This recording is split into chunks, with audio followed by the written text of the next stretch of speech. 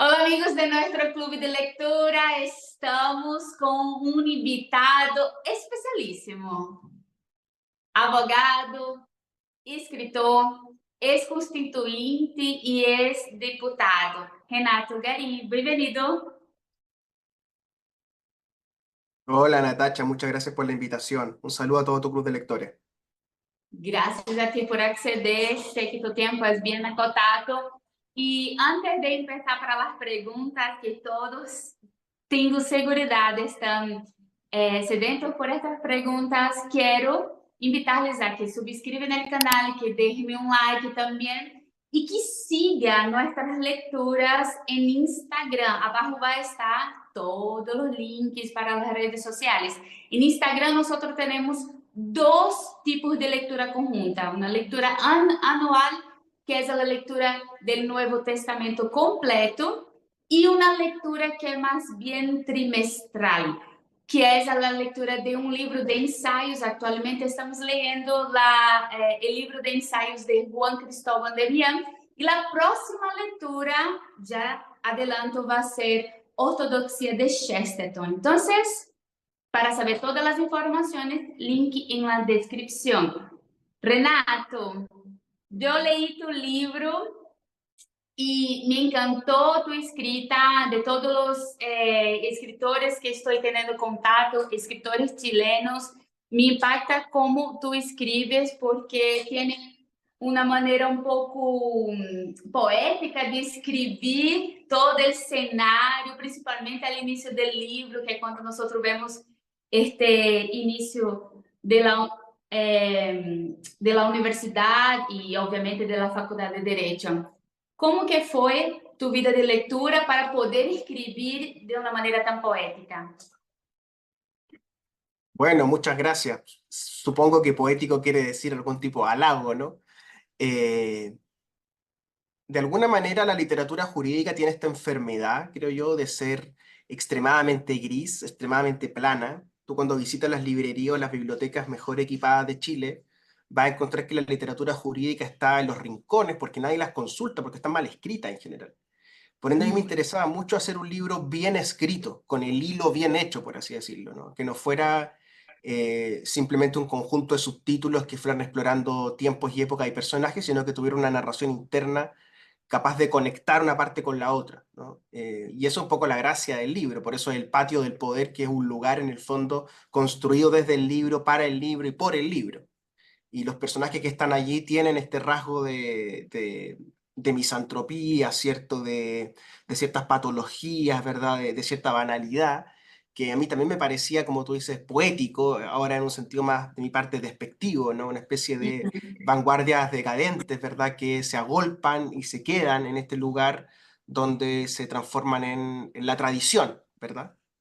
Sí, no, cuando digo poético, en el sentido que tú describes bien, por ejemplo, cómo que era este patio al inicio de la facultad, cómo los hombres se vestían, cómo se manejaban las redes de influencia, y vas describiendo de una manera tan, eh,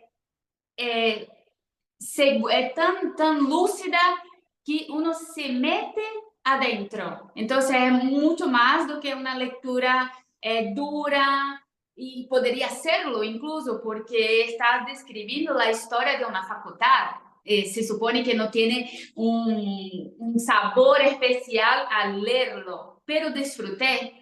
Disfruté no de la historia en sí, pero por la manera como la describiste. Entonces es un punto que no solemos encontrar en cualquier persona. Eso viene de alguien que leyó mucha literatura por detrás. A mí me pareció.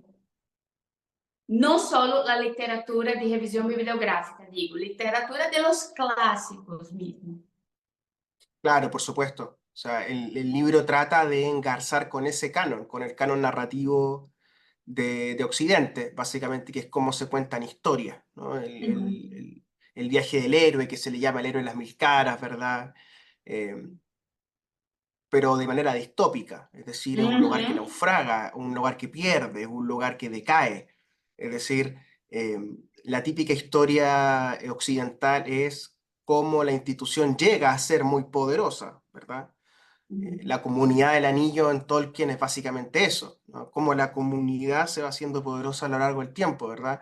Ahora las narraciones más nuevas como Game of Thrones también tienen que ver con eso, ¿no? Con el ascenso al poder, ¿no?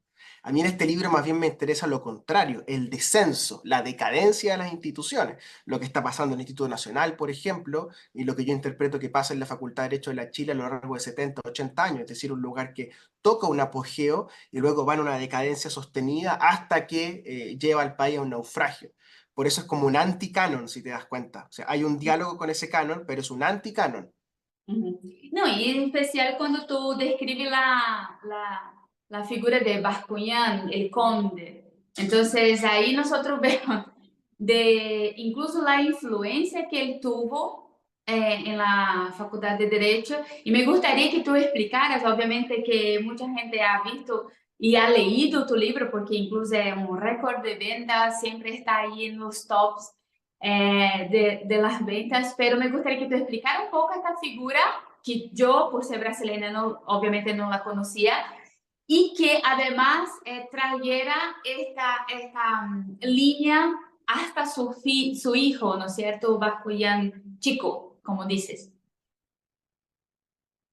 Bueno, esa es la médula de la primera parte del libro, ¿verdad? De los primeros 3 capítulos, que es Uh contar cómo -huh. esta familia oligárquica, que son los Bascuñán Valdés, que por el lado Valdés son herederos de lo que se llamaba la chacra de Locaña, Santiago de Chile hasta bien entrado el siglo XX, era un conjunto de chacras. Ese era el concepto legal con el cual se dividía el Gran Santiago, lo que hoy llamamos región metropolitana.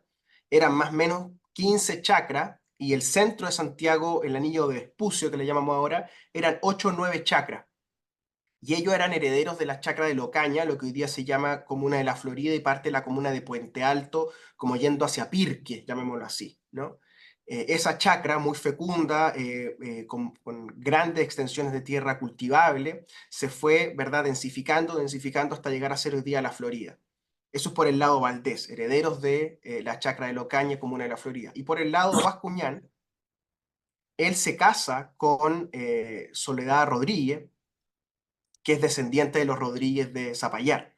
Zapallar es, si tú no lo sabes, yo te lo cuento, probablemente la comarca más influyente de Chile, es el balneario más concurrido por la élite en el siglo XX, es el lugar con mayor capital social, ¿verdad?, a nivel de ocio, y es, diría yo, la cuarta comuna más importante, Las Condes, Lo Barnechea, Vitacura y Zapallar. Y las familias que son fundadoras de Zapallar, no todas son oligárquicas, hay familias más bien de clase media que son fundadoras de Zapallar, pero muchas de estas familias, de las 28 familias originarias, se vuelven multimillonarias.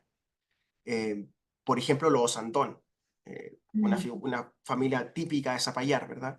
Eh, por ejemplo, los Vicuña, Uh ¿no? -huh.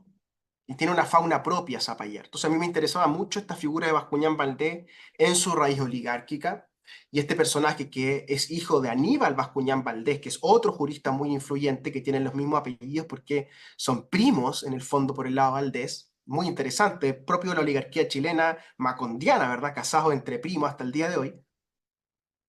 Este personaje tan interesante termina siendo el decano designado por Augusto Pinochet en el año 74, cuando interviene en la facultad y saca a Máximo Pacheco Gómez, padre de Máximo Pacheco Mate, presidente de Codelco, del cargo de decano, que había ganado legítimamente el 72 Máximo Pacheco, un demócrata cristiano, y lo saca Pinochet, que es un exalumno de la Universidad de Chile, muy interesante, también tapado por la historia debajo de la alfombra institucional de la universidad, y es Bascuñán quien asume como decano designado el 74 y lleva a cabo las exoneraciones de 40 de sus colegas durante esos primeros 18 meses de ese decanato fáctico que encabeza él.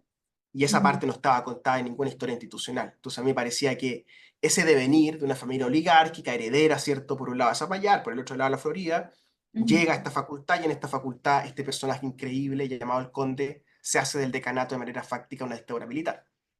Sí, incluso en la página 310, al final, tú rememora los años de... curiosamente, sin embargo, no apareció ninguna fotografía en la época atenida, diciendo de los 50 años ahora de la conmemoración, que sería entre 74 y 76, que sería este decanato facto. Entonces, ¿por qué, a tu juicio, no aparece esta figura y no es para la tele, para los matinales, no es interesante mostrar que Basculhán fue un decanato de FACT, de 74 a 76. Bueno, en gran parte por ignorancia, que es el gran factor en la historia de Chile, creo yo. Ignoramos la historia de Chile de manera soterrada, sostenida y muy sofisticada, si tú quieres, pero es una ignorancia. La historia de Chile horrible, ¿verdad? Esto pasa con el palmacedismo, pasa con el alessandrismo y pasa, por supuesto, con el primer pinochetismo. El primer pinochetismo, que es de carácter nacionalista, donde hay un enfrentamiento interno entre gremialista y nacionalista, es muy distinto del último pinochetismo cuando Pinochet entrega vestido de civil el año 90, ¿verdad? Es decir, estamos ante un movimiento cultural que cambia su fisonomía en la época de la dictadura y que primero es nacionalista. Y esa primera marca, ese enfrentamiento entre nacionales y gremiales, es lo que estamos discutiendo sobre el 74 y el 76. Cuando Antonio Bascuñán, más bien un gremialista, asume este decanato, no hay registros que estén en la Universidad de Chile de manera pública, no hay registro prácticamente en los diarios, hay muy poca información que yo tuve que recopilar de las personas que quedan vivas de la época, que confirmaron, ¿verdad?, que Bascuñán asume el decanato durante 18 meses entre el 74 y el 76. Y luego él mismo, esto es muy curioso, él mismo 22 años después, es electo decano ahora democráticamente porque Pablo Rodríguez Grez, abogado de Pinochet, profesor de civil, nacionalista, deja la candidatura por tomas de los estudiantes y se va a lo que hoy día es la Universidad del Desarrollo. Y esos 20 años en que Bascuñán sale del decanato y vuelve al decanato, opera el olvido institucional. Hugo Rosende, que después sería un ministro muy influyente de Pinochet, toma ese lugar de ser como el Drácula de este palacio de Pío Nono con Santa María, y por supuesto cuando Bascuñán vuelve a ser decano, ya la historia se había olvidado y entonces queda el registro de ese último Bascuñán, ¿verdad? Igual que el último Pinochet, que la historia se termina olvidando. No, a mí me pareció de verdad un 1984, reescribiendo la historia, porque cuando tú dices que, por ejemplo, y ahí está en todos los matinales, la noticia de que fuiste exonerado por una persecución al salir el libro El Patio del Poder, yo pienso, están reescribiendo la historia a la 1984. Me pareció eso. ¿Te pareció también? Lo que pasa es que la técnica del olvido no se trata de reescribir la historia, sino de que nadie la escriba. Y eso es lo que había funcionado en la facultad hasta hace 6 meses atrás, pues que incluso teniendo premios de historia nacional en Chile, Bernardino Bravo y otros muy destacados, nadie había escrito la historia real, por así decirlo, verdadera, con fuente bibliográfica de lo que pasó en la facultad durante la dictadura, la primera dictadura. Entonces, ¿por qué fuiste funado? ¿Entiende? Había... ¿Por qué Claro, porque fue? el problema es escribirlo, o sea, ponerlo por escrito te desencadena la crítica ad hominem, porque en el fondo lo que tratan de hacer es decir, mira, este tipo no es confiable, por ende lo que él ha escrito no es confiable. Es el típico ejercicio ad hominem muy propio de la academia chilena, sudamericana, donde son problemas personales los que terminan ventilándose en la literatura y no literatura verdadera, por así decirlo. Por eso yo trato de estar en el otro canon, no el canon jurídico, por así decirlo, sino hacer una narración de lo que ocurre. Incluso al final, de manera muy alegórica, yo trato de explicar, ¿verdad?, cómo opera esta cosa administrativa y burocrática de escribir la historia o no escribir la historia.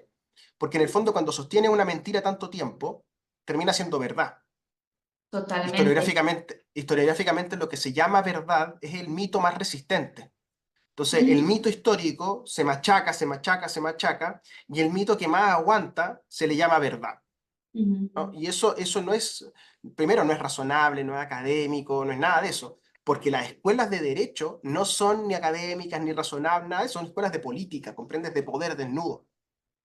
No, y eso demuestra mucho el carácter mismo de cómo está la universidad, de cómo que está se moviendo el poder, olvidando intencionalmente una parte de la historia que a tu juicio es muy importante, incluso para detectar cómo se manejan las influencias de Chile y todo este capital social que está en el patio. Y es muy interesante, pero me gustaría ser como una abogada de Bascuñán en este momento Y preguntarte, ¿será que este olvido, no, o será que al aceptar a ser decano de Pinochet, él no estaba intentando refrenar una represión que podría ser aún mayor? Tú hablas de más de 400 personas que fueron exoneradas. ¿Será que sin Bascuñán nosotros podríamos tener aún más?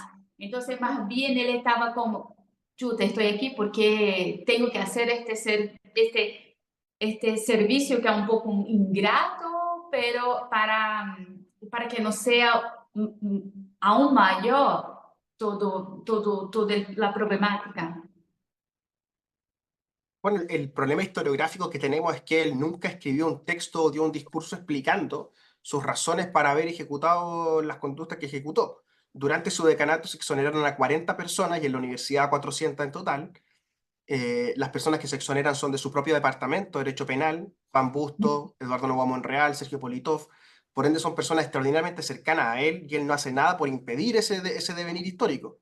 Hay un cierto aprovechamiento, creo yo, de él y su familia de ese rol de decanato al principio, y la verdadera razón por la cual queda fuera del esquema de poder, pienso, es que no lo incluyen en la Comisión Ortúzar para redactar la Constitución, como sí incluyen a Luz Bulnes de Zapallar, como sí incluyen a Alejandro Silva Bascuñán, eh, por ejemplo, ¿no? Entonces yo creo que él queda fuera de la repartición del poder interno en la dictadura y por eso termina saliendo del decanato, porque él renuncia al decanato del 76.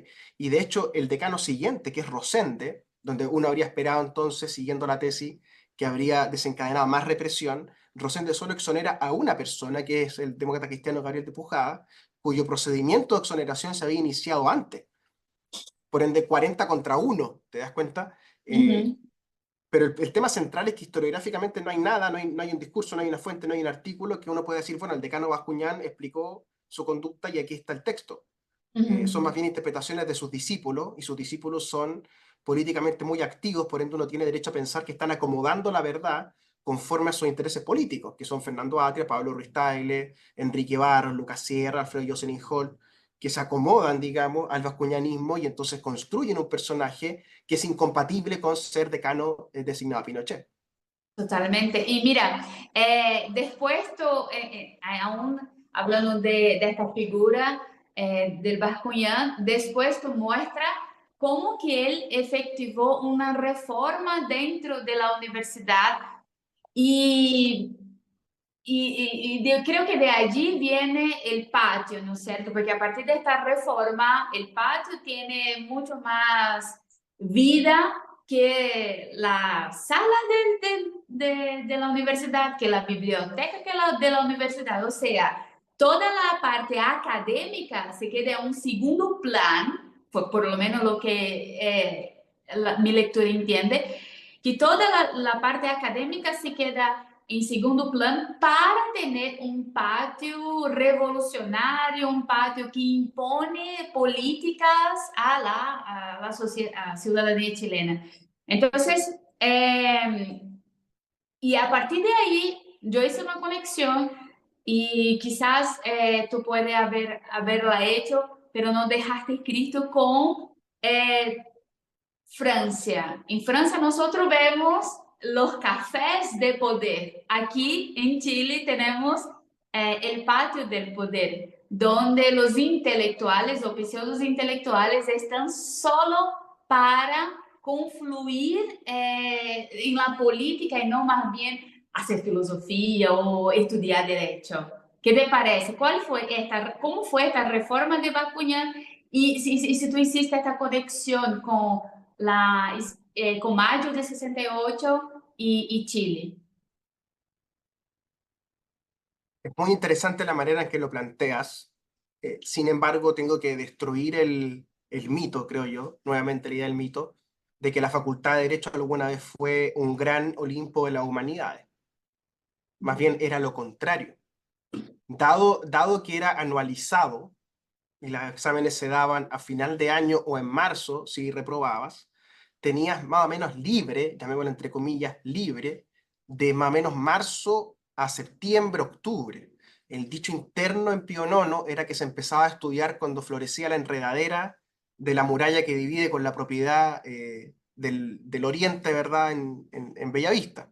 Entonces, ese humanismo, esos escritores que surgen, esos poetas de la facultad, esos sociólogos de la facultad, esos historiadores de la facultad, era porque leían otras cosas o iban a talleres de literatura, como Carlos Franz yendo al taller de Donoso, ¿cierto? Carlos Franz también aparece en el libro Adulando a Bascuñán, ¿verdad? Esto se conecta por varios lados. Esos talleres de literatura, ¿verdad? Eran los que alimentaron la facultad de este humanismo como de bachillerato, porque los alumnos no hacían nada jurídico real, la masa de alumnos, entre marzo y octubre. Y eso dentro de esa precariedad tenía una especie de equilibrio virtuoso, porque entonces era un lugar de gran cultura general, de mucho ocio, y de hecho se le llamaban las termas de Pío Nono, ¿no?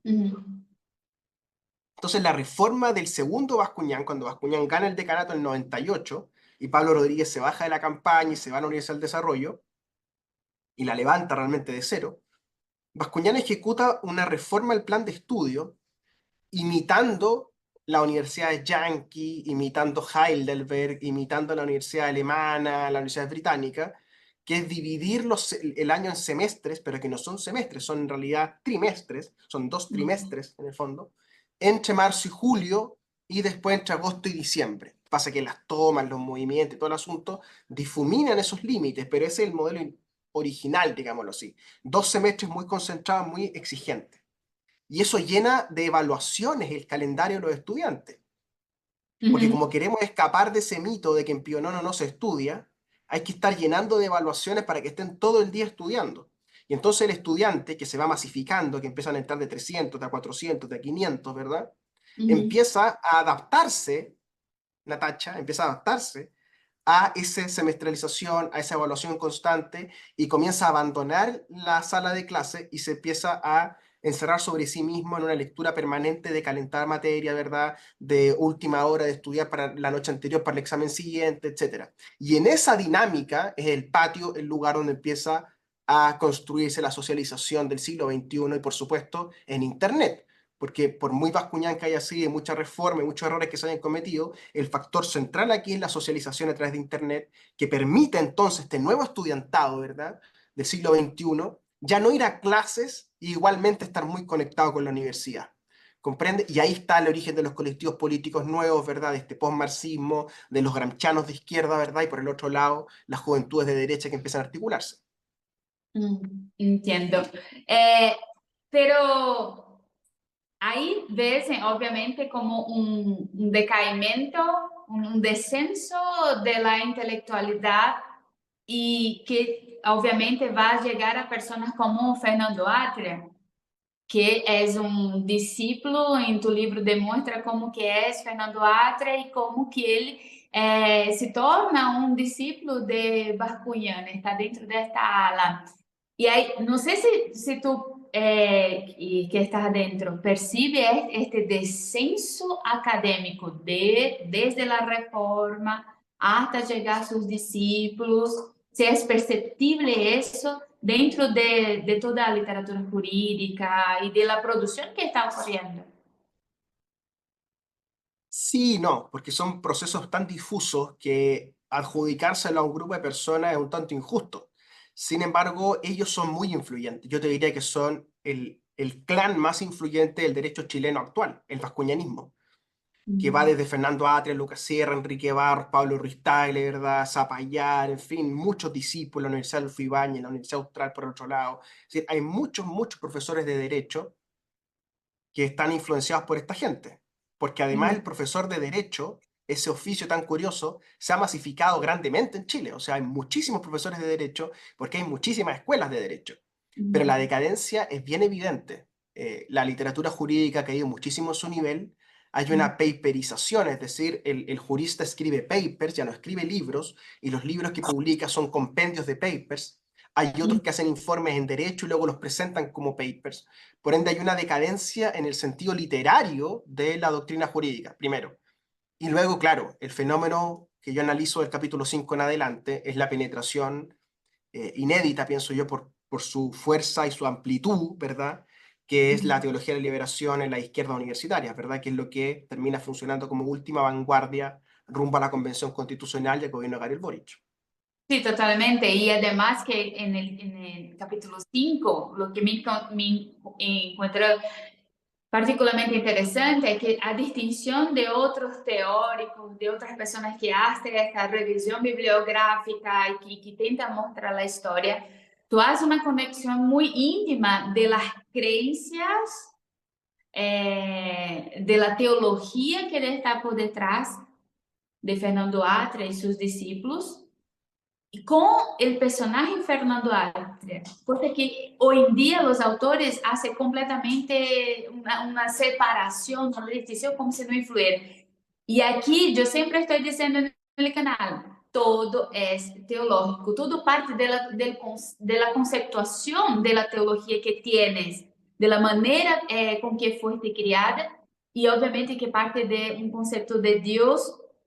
Aunque Fernando Atria se denomine, incluso tú escribiste este gnóstico, pero ¿cuándo te diste cuenta que era importante entender Bascuñán, o entender Fernando Atria a partir de su teología?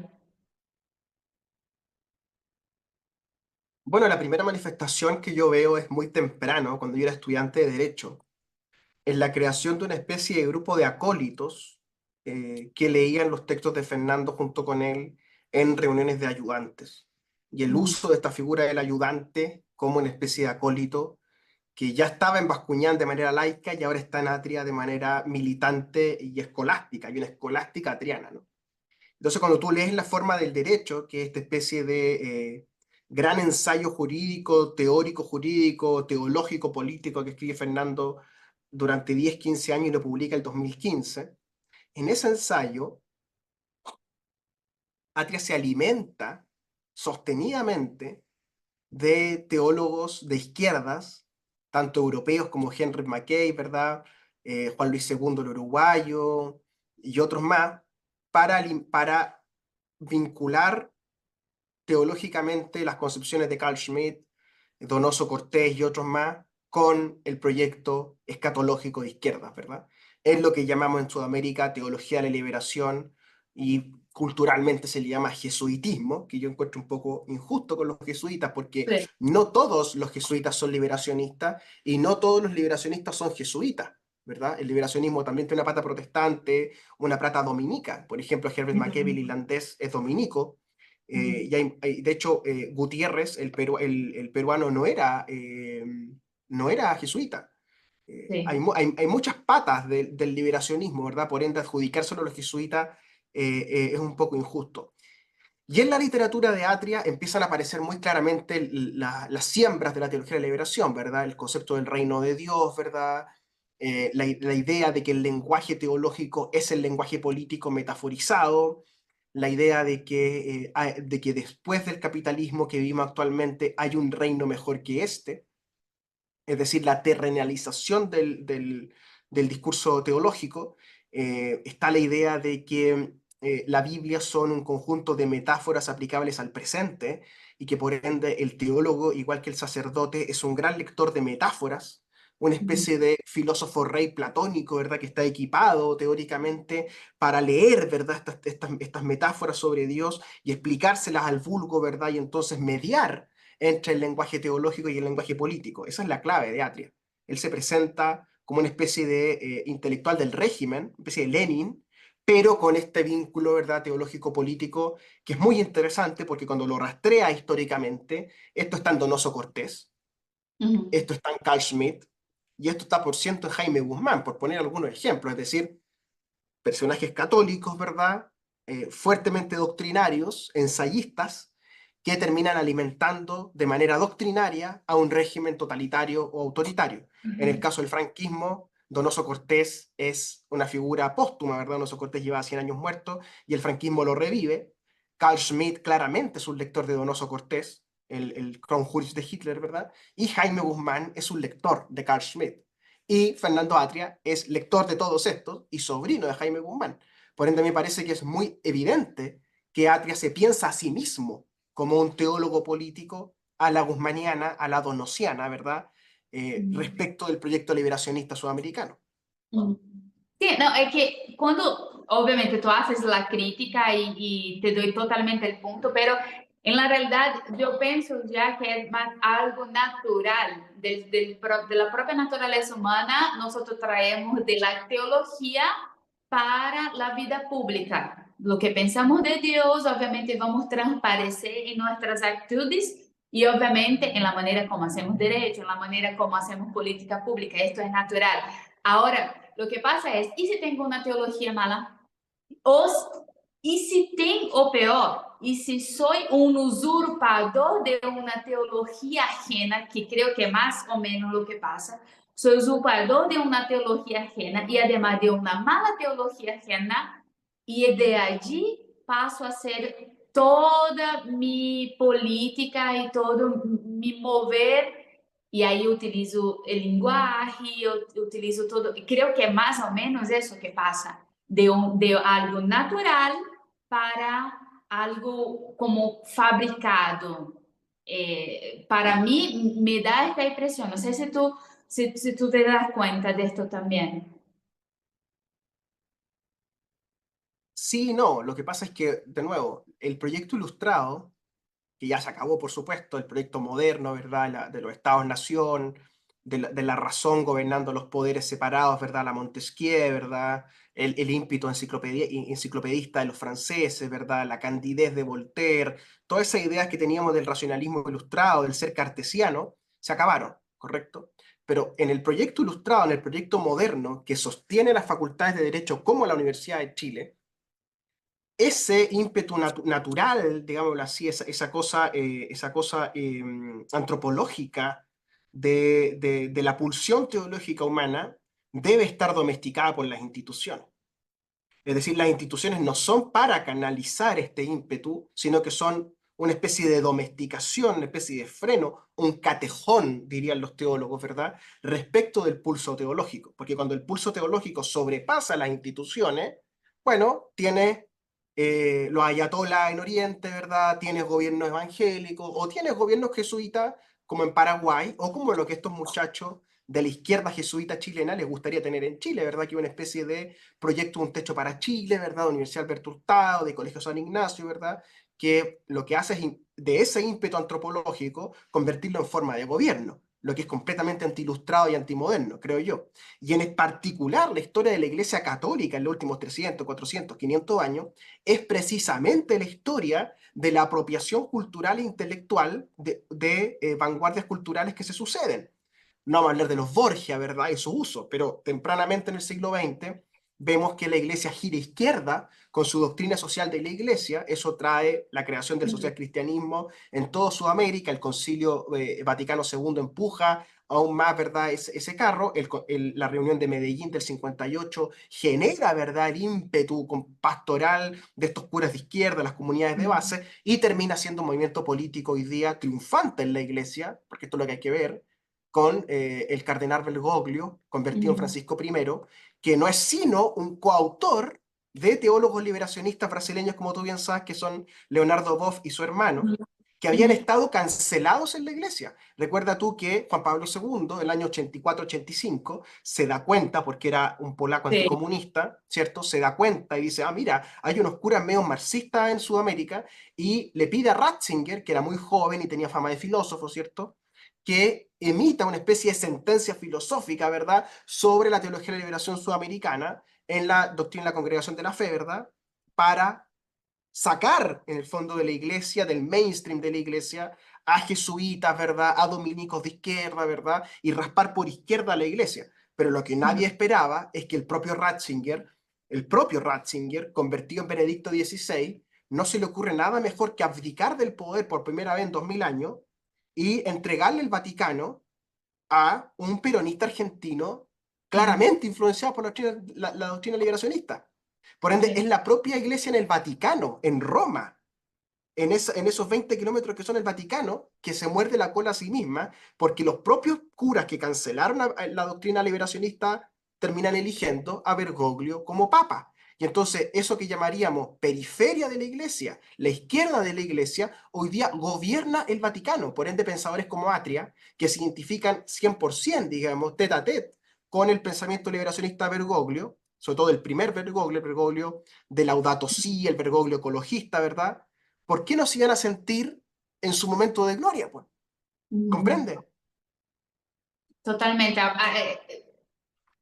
En las medias, sí, pero sí, estoy de acuerdo contigo. Solo mi posición que quiero ratificar aquí es, nosotros todos tenemos una teología y todos vamos a hacer, vamos a tener un manejo de la teología en la sociedad, aunque no necesariamente vamos a tener un gobierno teológico. Pero lo que pasa es que esta teología, ella es tan mala y es tan materialista y tan poco trascendental que olvida la propia naturaleza del ser humano, a punto que esta preocupación ecologista, como tú bien dijiste, llega a sobrepor incluso el propio hombre. Entonces, hoy en día nosotros vemos movimientos ecologistas que está a favor, por ejemplo, del aborto. ¿Por qué? Un sacrificio de niños en nombre de esta madre naturaleza que está llegando a su punto cúmine y está indo al caos. Entonces, es como comerse a sí mismo dentro de la doctrina para encajar dentro de una teoría política que es, o de una teoría, de una filosofía política que es el materialismo. Entonces, no es que no tengamos la teología, vamos a tener, es que esta teología en particular es mala, este es mi punto, pero estoy completamente de acuerdo en todo lo demás contigo. Sí, pero es que Y mi labor como escritor es exponer, digamos, este cisma del pensamiento teológico y no tomar partido, ¿comprende? sí, Yo no estoy denunciando a la teología de la liberación, eso ya lo hizo Ratzinger.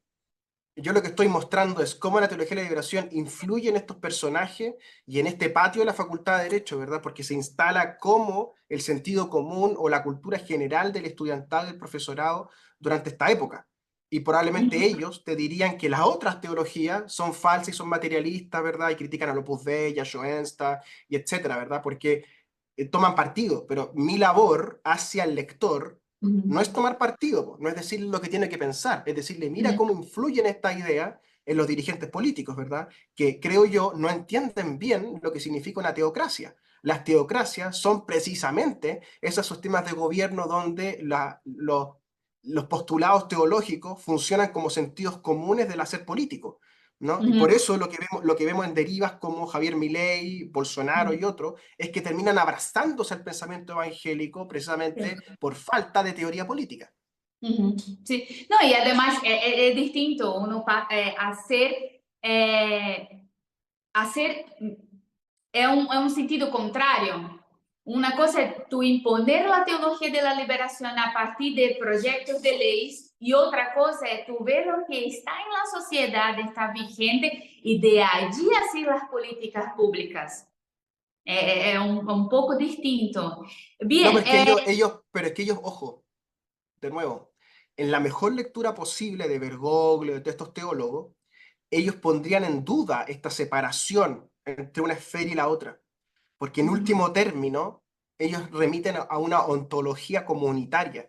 sí. ¿Comprendes? Lo que hay en último término son comunidades de base entregadas al pastor, entregadas al cura, en entornos de pobreza, ¿verdad? Etcétera.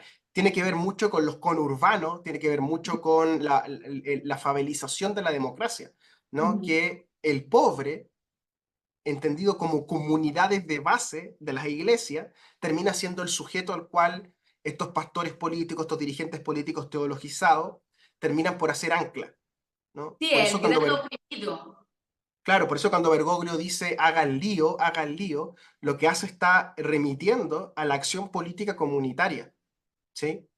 Antiliberal en el fondo. Esto es lo que a mí me Uhum. interesa en el fondo. Hay un antiliberalismo en el supuesto ontológico de acción del liberacionismo. Totalmente. Y termina volviéndose contra la propia iglesia, porque cuanto más el Estado crece y pone sus tentáculos, menos la iglesia tiene libertad de acción. Y es eso que nosotros estamos viendo. Ahora, bien, ¿cómo después de eso tú pasas a... no quieres entregar un juicio de valor en relación a la teología de la liberación, pero el efecto colateral de lo que tú describes es uno ver la teología de la liberación en práctica y los resultados de esta práctica. Entonces, ahí nosotros también podemos entregar un juicio, ¿no es cierto? Por los frutos conoceréis. Y ahí nosotros llegamos a la práctica de la teología de la liberación en una carta magna, en una hoja en blanco, como Fernando Atria decía. Y ahí nos vemos toda la cuestión de los derechos sociales, tú describes muy bien en el libro, y cómo Fernando Atria cambió sus ideas de que una constitución no necesita garantizar todos los derechos sociales para sí, vamos a aceptar esta carta que sí garantiza todo para la gente. ¿Qué se dio este cambio? ¿Por qué él cambió tanto y por qué aceptó ir en contra de sus propios postulados? Sí, es muy interesante eso, ¿no? Porque lo que estamos en el fondo rodeando, el problema conceptual, filosófico, teórico que estamos acechando, tiene que ver con el carácter anticapitalista de la teología de la liberación. Porque hay toda una discusión que yo sé que tú manejas bien respecto de si son marxistas o no, si es postmarxismo, si es estructuralismo, si es postestructuralismo, en fin. A mí me parece que lo relevante es que son anticapitalistas. Y ese anticapitalismo es lo que suena a marxismo, suena a ciertas ecoteologías, ¿verdad? Porque en el fondo lo que los mueve es el anticapitalismo. Y esa primera brocha sobre la muralla te explica, creo yo, buena parte del devenir de la izquierda chilena y latinoamericana, que es que bajo esta influencia teológica del catolicismo de izquierda ha ido volviendo a coquetear con el anticapitalismo, ¿no? Y eso aparece muy claro en la obra de Atria. La obra de Atria es claramente una especie de guiño católico al anticapitalismo. O sea, no deja de ser católico, pero le hace el guiño a la izquierda marxistas, materialistas, ¿verdad? Incluso más allá del marxismo. O sea, esta insatisfacción, este déficit, dice Atria, ante la experiencia capitalista tendría que venir a ser solucionado con el pulso escatológico, ¿verdad?, del reino de Dios en la tierra, que sería materializado, ¿verdad?, a través de las constituciones políticas. Es decir, las constituciones políticas son algo así como evangelios que el pueblo se da a sí mismo para buscar la emancipación respecto al capitalismo. Así interpretar la historia, ¿no? Entonces, la convención para él es en el fondo un acontecimiento, ¿verdad?, en el cronos temporal, ¿verdad? Un ayón, ¿cierto? Una interrupción del cronos que le permite a él mismo poner en práctica esto que hemos descrito en teoría, es decir, ser el filósofo rey de la Convención Constitucional, ¿no? Ser este Carl Schmitt, este Guzmán, este Donoso, que es capaz de interpretar el momento teológico y traducirlo en leyes y en constitución política y en reglamentos constitucionales. ¿No? Porque su interpretación respecto de su misión, una palabra clave, ¿verdad?, en la idea del mundo de los jesuitas, la misión jesuita, ¿verdad?, sería entonces canalizar este deseo, este pulso, este momentum del pueblo chileno, ¿verdad?, en la Constitución. Esta es la interpretación teológica de lo que vimos en la Convención. Y entonces él y su grupo, porque no es solo él, también es Cristian Viera, un hombre que se sale del seminario para ser sacerdote, otro teólogo de la liberación, incluso más desnudo que Fernando en su concepción teológica del mundo, Amaya Alves, otra católica también que giró a izquierda, y Jaime Baza, los cuatro empujan este sentido, ¿no? En el sentido de que se requieren grandes juristas, sacerdotes, que interpreten el momento teológico para convertirlo en constitución política. Y para hacer eso, Atria tenía que interpretar a las mayorías de la convención, lista del pueblo, ecoconstituyente, feminista, etc. Y por eso él acomoda su teoría, que está en la forma del derecho, su libro, para la convención. Y entonces Fernando, por ejemplo, se oponía en su libro a que los jueces decidan sobre derechos sociales, cosa que yo encuentro razonable oponerse. Menos estos jueces, como la jueza Vivanco va a estar solucionando el tema de las ISAPRES, ¿verdad? Sería absurdo. Bueno, en Chile ocurre eso. Fernando estaba en contra de esa idea, pero vaya, cuando hicimos la constituyente, él estaba a favor de la judicialización de todo lo judicializable en el mundo. Después, en sistema de gobierno, él propone un parlamentarismo muy curioso, que Carl Schmitt, por ejemplo, criticaba tempranamente en el 25 como la expresión más propia de la burguesía, como esta idea de la conversación permanente, ¿cierto? Y que todo se soluciona conversando en grandes salones y votando leyes, ¿verdad? Fernando supone que estaba en contra de esa idea y va y propone parlamentarismo en la Convención Constitucional. Y así por delante. ¿Por qué? Porque este impulso teológico, que yo en el libro lo llamo entusiasmo, ¿verdad? Siguiendo esa idea kantiana del entusiasmo, deja de lado los conceptos intelectuales y se lanza en este sentimiento, en este arrojo, que es más propio de la experiencia teológica, más propio de la religión que de la política, ¿no? Y ahí es donde está en el fondo su fibra de fanatismo. ¿Por qué Fernando Atria parece como un fanático? Por esta idea, porque hay un arrojo en él, incluso contra sus propios conceptos. Então, nosotros vemos eso incluso al final de tu libro, tú vas mostrando, porque lo bueno de tu libro es que nosotros vamos a tenerlo por mucho tiempo, cosa que las noticias terminan se perdiendo porque la noticia de ayer no es la misma de hoy y la gente se olvida.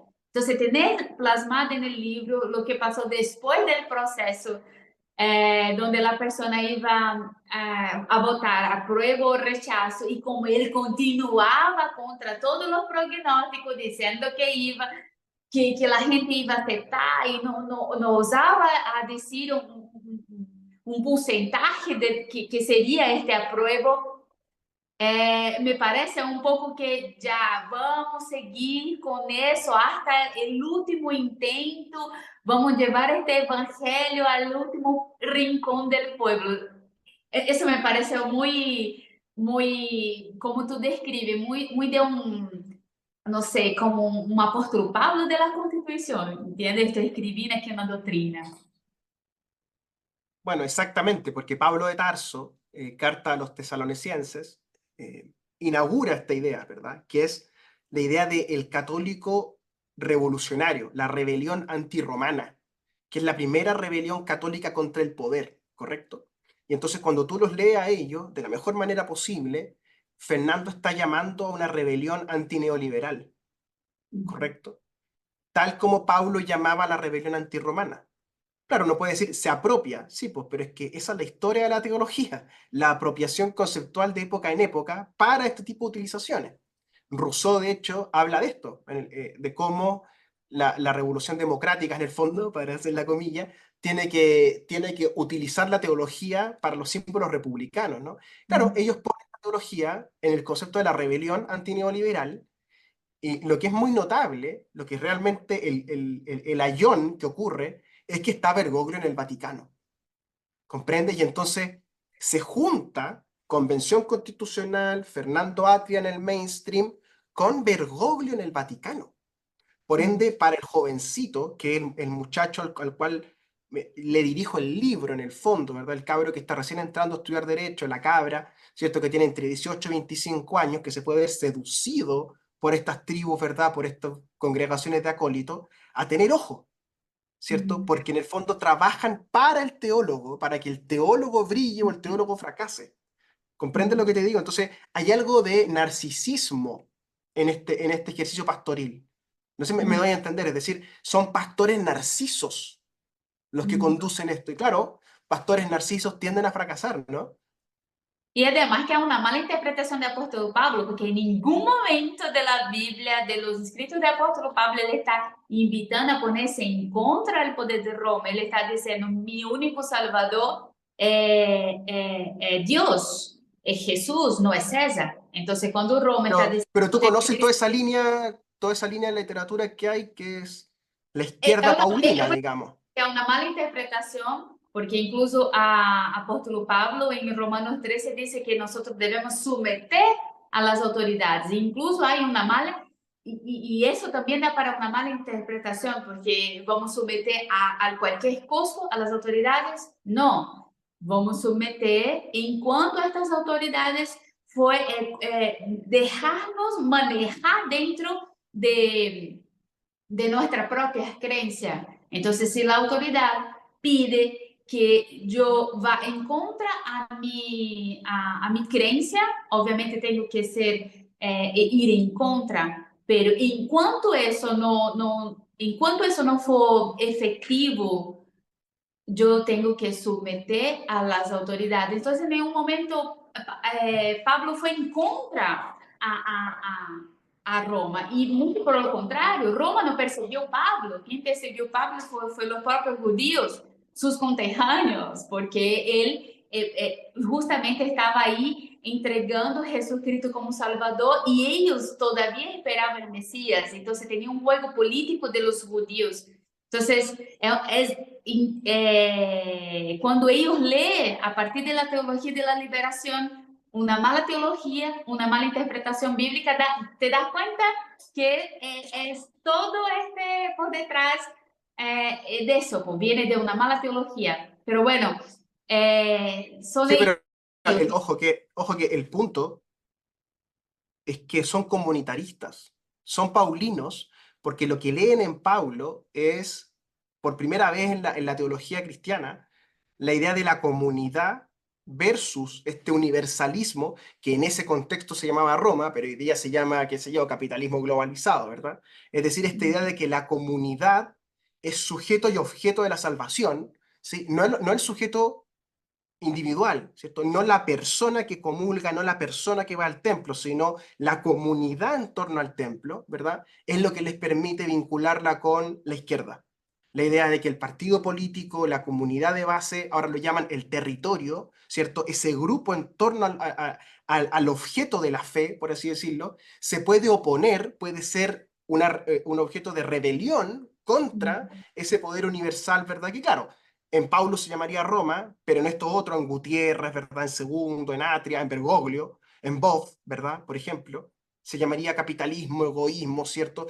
¿Tú te has dado cuenta que todos estos tienen una obsesión contra la acumulación, contra las posesiones materiales, ¿verdad? Porque en el fondo no les gusta el capitalismo, lo que les gusta es Cosa el que no era propio comunitarismo de de base. Pablo. Cosa que no era propio de Pablo. Es una interpretación del apóstol Pablo.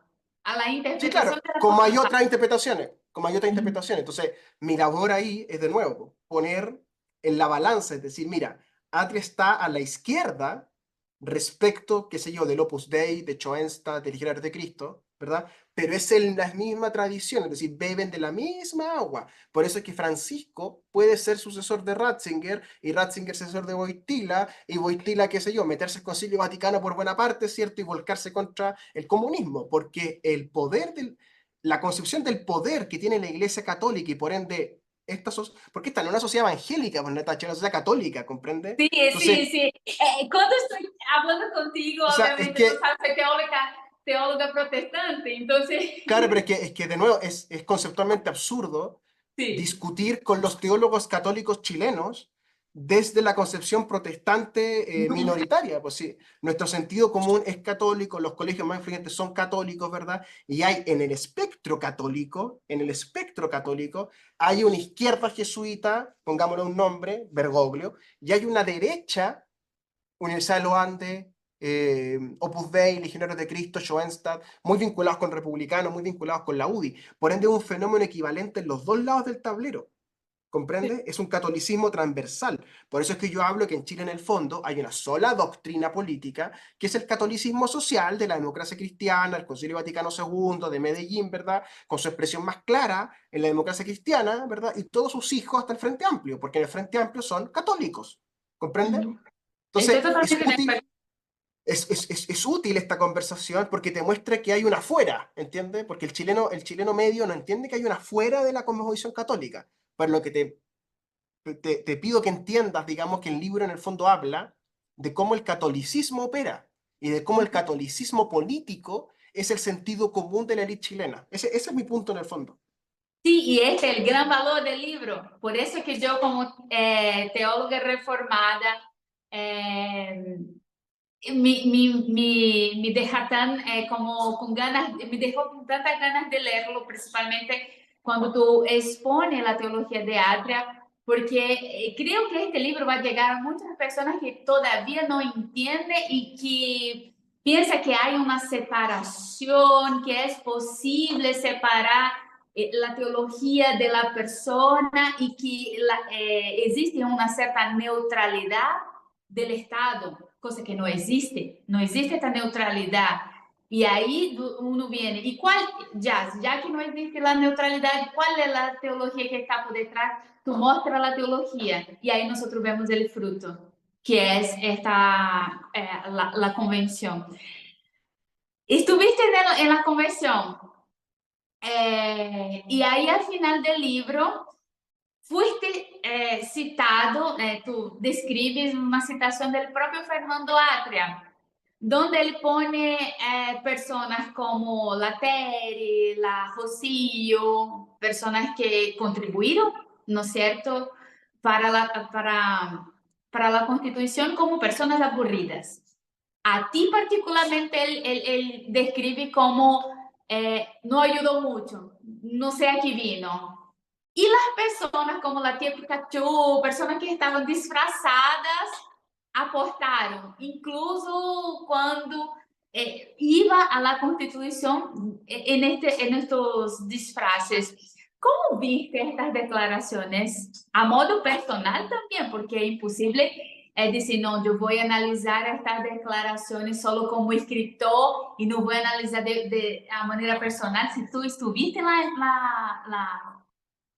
la convención.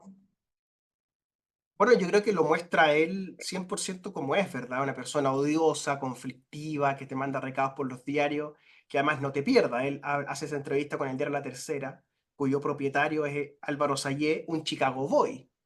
O sea, ¿en qué quedamos? O sea, él figura del diario La Tercera, que es de un exministro de Pinochet. Es curiosísimo. Eh, y esto que él habla, en el fondo, en contra mía, y me pone en este grupo de personas que no aportaron, es porque a él lo complica mucho el debate con los liberales. O sea, las personas que tienen cierta formación liberal, que ven una afuera respecto de su experiencia teológico-política, a él lo complica mucho. Y es muy distinto para él, por ejemplo, discutir con católicos de derechas, Mansuy, Herrera, Marinovich, Cantuarias, que discutir con liberales progre. Porque el liberal progre, materialista, ¿verdad? Pero a la vez no teológico, un tanto come cura, lo pone extraordinariamente complicado en su plan teológico, porque él necesita antropológicamente, ontológicamente, suponer este entusiasmo teológico en el sujeto, suponer este comunitarismo en el sujeto, suponer una acción política entusiasta como la que hace él. Entonces, cuando se le muestra una fuera respecto de eso, claro, su reacción es más bien agresiva, violenta, ¿verdad? Y obviamente que se contradicen los términos. O sea, una persona que escribe el libro que escribió en La forma del derecho y que después va y hace lo que hizo en la convención, es una persona que no está claro respecto de su concepto y acción política y cree que hay una especie de manto, ¿verdad? Una especie de telón donde él puede jugar entre un aspecto y el otro, entre la academia y la política, sin nunca tener un vaso comunicante transparente, ¿no? Entonces me parece que él queda desnudo en ese sentido, en el sentido de que en el fondo él como que se aprovecha de las circunstancias cada vez que puede. Entonces, como él creyó que iban a ganar con el mamarracho en septiembre del 2022, salió a darme el día anterior la tercera, tratando de dejar escrito, ¿verdad?, el día anterior, que yo era un desastre, etcétera, ¿verdad? Porque él suponía que había constitución el lunes siguiente. Y le salió mal. Totalmente. Me pareció curioso y dice, poco aportó porque no sabe qué vino. Y en la realidad, ¿qué le esperaba de ti? Tú estuviste ahí dentro también de esta confluencia de poder, fuiste de este mismo lado. Y ellos esperaban que tú no entregaste.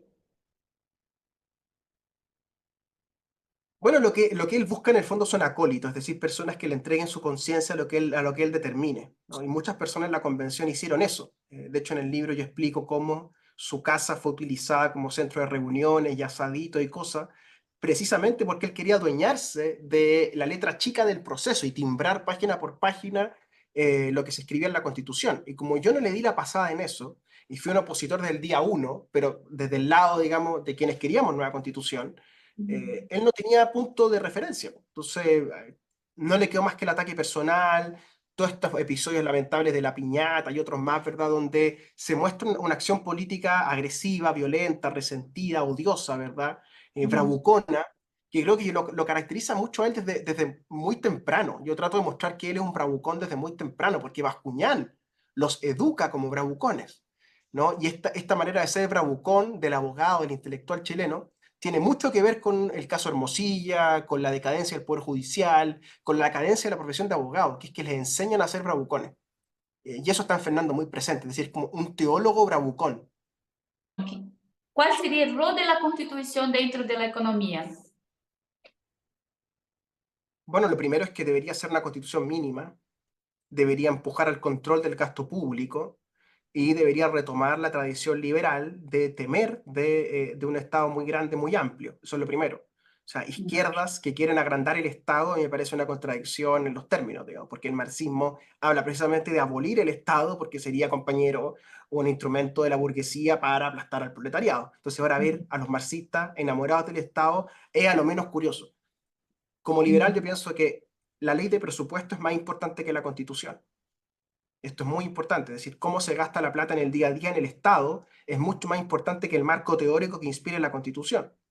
En Chile se habla de que tenemos un Estado pequeño, de que sería poco menos que la Corea del Norte el neoliberalismo, y eso no es verdad. Chile tiene un gasto público de 80.000 millones de dólares, lo que es una fortuna realmente al año, van a los 90.000 en el próximo presupuesto, lo que es una locura para un país tan chico como este, y no ve solucionar los problemas centrales de la sociedad, vivienda, educación, salud, pensiones, por nombrar los 4 problemas centrales. Por ende, la Constitución es ante todo un mecanismo de control del gasto y hacer que ese gasto sea eficiente. Y cuando se pierde ese concepto, el resto deviene irrelevante, como dice Atria. Piensa tú que llevamos 3 proyectos, la Constitución de Bachelet 2016, el Mamarracho 2022 y el Mamarracho de Republicanos 2023, y en los 3 quedaba más o menos igual la ley de presupuesto. No se tocaba la repartición del dinero, porque en el fondo la ideología única, el partido político único que existe en Chile, es el partido del gasto público. Por ende, cualquier discusión institucional de la constitución, del parlamento, de la forma de gobierno, tiene que partir de la idea de que hay que gastar mejor la plata, porque no puede ser que Chile gaste tanto dinero y no solucione ningún problema. Muy bien, pero ya, tú tienes esta visión más liberal de la economía y me encuentro de acuerdo con tu posición, pero ¿por qué entonces votaste en Boric siendo que él prometía revisitar los gastos públicos e incluso aumentar los impuestos? Esta era su promesa de campaña y aún así votaste en él.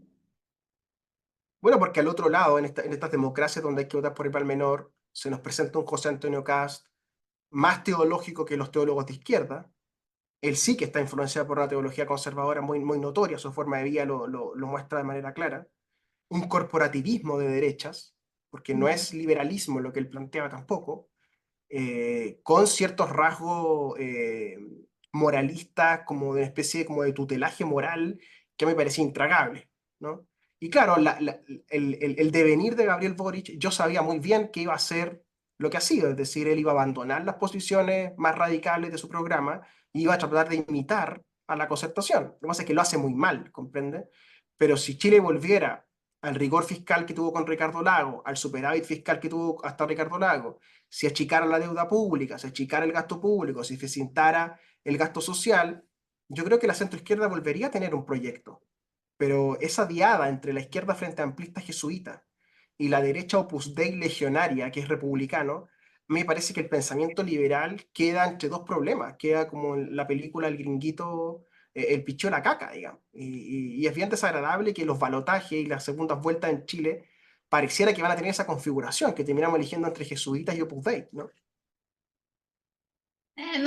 Sí, cuando hablas de un mal menor entre una persona que está efectivamente en el plan de gobierno diciendo que va a aumentar el Estado y una que está por lo menos prometiendo, no sabemos cómo iba a ser, ¿no es cierto? Porque uno puede prometer muchas cosas y después no cumplirlas, pero y una que está prometiendo por lo menos que da lo mismo, no sé, pero ahí son posiciones personales y hoy en día, tú me dijiste no, pero yo he visto varias entrevistas donde dicen que Boric tiene mucha vida útil en la política y que va a continuar siendo candidato, probablemente, el próximo candidato de la izquierda, así que pueda.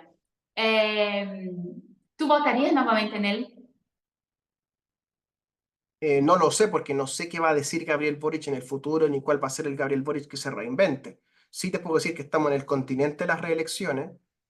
Alan García, Lula da Silva, Cristina Fernández, eh, ¿para qué decir Maduro y Chávez, digamos? Es decir, es un continente de larga vida de los políticos. Evo Morales está en lo mismo. Por ende, no existe solo el expresidente latinoamericano que deja de desear el poder. Es más bien lo contrario. En Chile vemos que Elwin se murió, pero Frei se presentó de nuevo en 2009 y perdió. Lagos trató de presentarse en 2017 y el Partido Socialista lo bajó. Bachelet ya fue presidenta 2 veces y se habla de la tercera vez. Piñera fue presidente 2 veces y falleció, pero se especulaba que buscaría una tercera vez también. Por ende, lo normal sería que Gabriel Boric siga buscando la presidencia de la República como lo hicieron sus predecesores. Y en él mismo hay una especie de vocación de candidato permanente.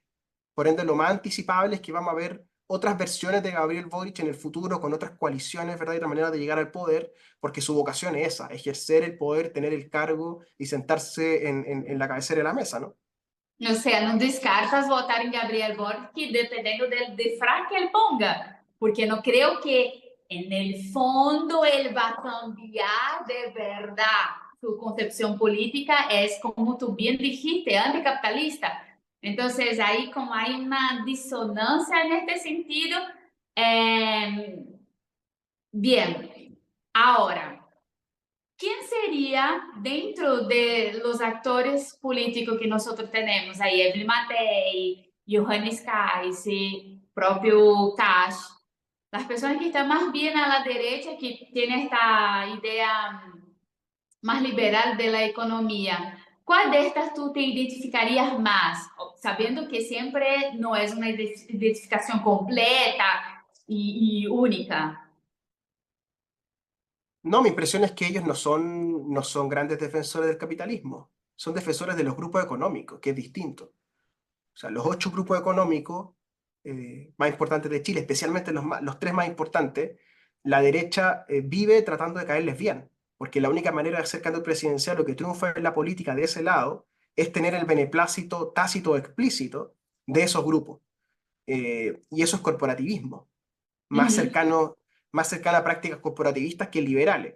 Yo creo que Evelyn Matei no es una liberal, Johannes tampoco. Johannes se dice nacionalista. El nacionalismo es un particularismo bastante abandonado en el mundo, ¿verdad? Que hoy día vuelve contra el liberalismo universalista. Y José Antonio, ya te digo, José Antonio es un corporativista de derecha con una fuerte carga moralista, ¿verdad? Tiene esta cosa media de meterse en la cama de la gente, ¿no? Por ende, ninguno de los 3 a mí me representa en ningún sentido. Por lo demás, no te pierdas. Si Sí. llegan al gobierno, ellos van a ampliar el gasto público sin duda. El gasto público es la herramienta predilecta de la clase política. Y no tiene que ver con las personas, tiene que ver con el sentido común que gobierna la institución, que es el gasto. Yo entiendo tu punto, pero ¿no ves que existe uno que está, por lo menos por lo que he visto, Johannes, él promete, no sé si va a cumplir, o cumpliría caso llegara al poder, cumplir la disminución del Estado y por ende la disminución de los impuestos. Del otro lado, una persona que está prometiendo aumentar el gasto fiscal y aumentar el Estado. Entonces, entre la promesa y la acción, quizás yo me quedaría con una promesa que no sé en qué va a dar, ¿no? Porque obviamente nosotros podemos decepcionarnos, ¿no es cierto? Es más o menos lo que pasó en Brasil. En Brasil nosotros pensábamos que íbamos a tener un presidente de derecha que iba a disminuir el Estado, que iba a privatizar muchas de las estatales, que da déficit en los gastos públicos. Y no, más de 160 estatales que podía haber sido privatizada por Bolsonaro no lo fue en 4 años. Entonces, bueno, pero había una promesa. Del otro lado, había una promesa completamente distinta e incluso un hecho histórico completamente distinto. A futuro nosotros vamos a tener una promesa y un hecho histórico, que Gabriel Boric hoy en día es un hecho histórico. Entonces, no sé, quizás daqui a 4 años vamos a ver una nueva concepción tuya, Renato, porque obviamente a las personas cambian. No, lo que pasa es que lo que yo no comparto contigo es que tú tienes una visión pastoral de la política. A mí esto del líder, lo que prometa o no prometa el dirigente político, a mí me parece irrelevante. Porque el dirigente político, en último término, no es el que toma las decisiones. El presidente no es el que decide la estructura del presupuesto, ¿comprende? Por ende, lo que prometa o no promete en la campaña electoral es equivalente a lo que el pastor grite en el templo, ¿comprende? Porque no estamos siguiendo un pastor, es un Y lo sistema que sé, gobierna. y lo Es un sé. sistema que, entonces es un sistema que gobierna a través de las instituciones y las personas se adaptan a esas instituciones para quedarse dentro de las instituciones. Por ende, se puede llamar Johannes Kaiser, Bolsonaro, pone el nombre que quiera, pero se tiene que sentar arriba de la misma máquina. Y tengo yo la impresión que aquellos que proponen o prometen que van a bajar el gasto público no entienden bien cuál es la dinámica en la que se meten al proponer eso. Briones lo intentó, Felipe Larraín lo intentó. ¿Tú crees que Piñera, un empresario amante de la eficiencia, no iba a intentar achicar el gasto y ejecutar mejor gasto público? Por supuesto que lo iba a intentar. Todos lo intentan de alguna manera. Marcel, cuando era banquero central, hablaba contra el déficit. ¿Cierto? No es un problema de que la persona que elegimos tenga convicciones y sea coherente, no. Eso es el pastor, eso es el cura, es el sacerdote. El pensamiento liberal, que al menos a mí me interpreta, es distinto. Es decir, el Estado es una maquinaria que tiene vida propia y que hay que saber controlarla con leyes e instituciones. No elegir a un hombre predestinado, ¿verdad? Que con las fuerzas del cielo, con la hermana, ¿verdad? O con la Yuyito, o no sé con quién, va a achicar el Estado por misión divina. No funciona así. Sí, ¿Comprende? totalmente. Estoy Y totalmente de es acuerdo porque contigo. lo que subyace a eso, insisto, es un pensamiento antimoderno, que es la idea del pastor. El pastor convertido en dirigente político. Y eso en buena hora no existe, porque eso camina al ladito de los ayatolás, al ladito de los atria, ¿verdad? Al ladito de las fuerzas del cielo de Milei. Y la Total- democracia moderna, al menos la que yo creo, no funciona así. Funciona en base a un sistema que tiene que tener límites y que todos los años hay que aprobar un presupuesto de la nación. Y eso lo aprueban de izquierda a derecha, busca las votaciones. Totalmente. ¿Tú crees que la derecha de Kaiser o de Kass se opone en las partidas y en las glosas a ampliar el gasto? Al revés, se sienten triunfadores porque le sacan plata al Estado en programas políticos. Estoy de acuerdo contigo a medida que sí, no existe un salvador mesiánico, pero discrepo en el sentido que existe una teoría por detrás que cada persona carga, ¿no es cierto? Y si yo ya tengo un trasfondo que ya es más de aumentar el Estado, aumentar el gasto público, entender que existe un Estado benefactor, que es un poco la teoría de la que está vigente hoy en día. Obviamente que voy a traspasar eso una vez de proponer, por ejemplo, reformas, que el presidente puede proponer reformas, ¿no es cierto? Ahora, continuando para preguntarte, tú en pouquíssimas páginas hiciste uma diferença entre Keynes e Hayek, para deixar este ambiente mais tranquilo e amigável. ¿Cuál de los dos para ti te parece bien como trasfondo teórico? A mí me interesa de nuevo lo mismo, tratar de mostrar que hay neo-keynesianos en la izquierda chilena y supuestamente neo-hayekianos en la derecha chilena. Y es muy interesante que en Fernando Atria hay ensayos sobre socialismo hayekiano, ¿no? Es que es muy influyente hoy día en Europa, ¿no? La idea de una izquierda hayekiana que a partir de los órdenes espontáneos de Hayek blinda entonces con estatalismo ese orden espontáneo muy ejemplificado en Atria en los colegios privados, ¿verdad? O subvencionados que reciben tutelaje estatal, ¿no? Entonces, no es cierto que haya una izquierda simplemente keynesiana y una derecha hayekiana, porque también hay izquierda hayekiana, como Atria, y derechas keynesianas, como Diego Chalper, que quieren más gasto público y políticas contracíclicas, ¿no? Es decir, que el Estado gaste más contra el ciclo económico, es decir, contra el pensamiento austriaco, en el fondo. Eh, por ende, no es verdad que la derecha sea hayekiana y que la izquierda sea keynesiana, primero. Esa Sí, diferencia solo tuvo relevancia en Chile en la medida que los Chicago Boys dan el golpe interno en la dictadura y sacan del mapa a los nacionalistas y sacan del mapa a los gremialistas. Y Jaime Guzmán tiene que entonces pactar con los Chicago Boys, y son los Chicago Boys los que logran hacerse el control del proyecto económico, que es como del 82, 83 hasta el 90, ¿no? Que es lo que conocemos como la obra del régimen militar, ¿verdad? Que son los que ordenan el gasto, etc.